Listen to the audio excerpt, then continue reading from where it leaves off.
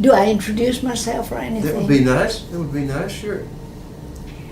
I'm Josephine Hutton Douglas, Miss Beverly Douglas, and my only claim to fame or recognition is the fact that many years ago I was, as a 16-year-old girl, in a very serious train wreck that took place about 5 or 6 miles out of Nashville.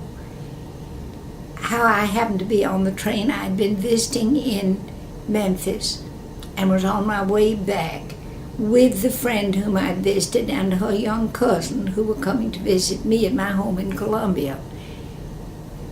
The train was late, as I remember. Our berths had been made up, and we were just waiting to reach the station. And the first thing I knew was this terrific impact. My sensation, I do remember this. I felt sure it was a wreck because it was such a terrific impact.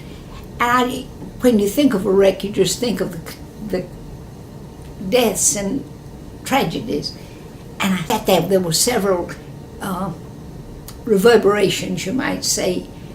And I sat there just really waiting to die. And then all of a sudden I realized everything had stopped and I was all right. And then we began to realize what had happened. It was a fearful, fearful thing. The reason the wreck was so serious was during the war in 1918, July.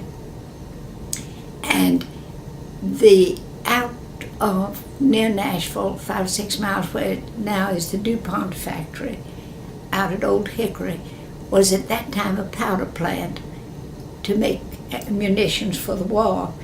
And if I remember correctly, and if am not misinformed, scouts used to go down into the Southwest, Texas and wherever, and practically herd people in to come back and work at this munitions plant.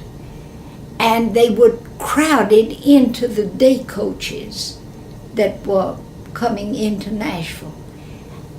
My friends and I were in the first Pullman, and as I remember, there was one other Pullman behind us.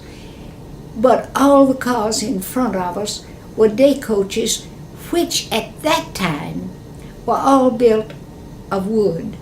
I don't know what they're made of now. I don't know whether they even have day coaches now. But they were of wood, and that's why they just crumpled in this terrific impact that came, and the people were not only killed and dismembered and terribly mutilated, but to add to the tragedy, the wooden cars caught on fire. And that was one of the things that added to the horror of it.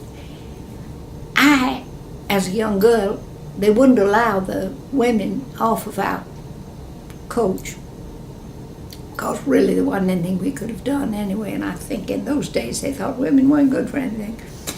But at any rate, an engine, and how it did it, I don't know, came and pulled the two Pullmans back, a quarter or a half mile away, mainly to avoid the possibility of catching on fire, I think, and then to get us away from the horror.